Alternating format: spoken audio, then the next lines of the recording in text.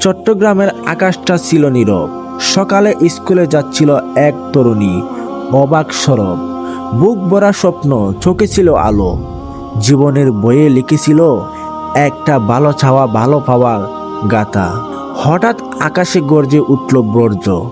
একটি বিমান ছুটে এলো যেন অস্ত্রজল ভরা মেঘের মন্ত্র। কেউ জানলো না, বুঝলো না কিছু। এক চিৎকারেই থেমে গেল জীবন, ঘুরিয়ে গেল স্কুলের পিছু।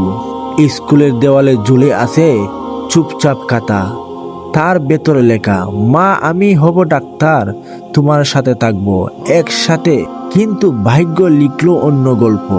একটি বিমানের পাখায় উড়ে গেল স্বপ্ন, জীবন, আশা সবই মিথ্যা প্রলাপ। চোখে জল, সবার মুখে নীরবতা। কে যেন বলে উঠল, আল্লাহ তুমি ফিরিয়ে দাও এই নির্মমতা।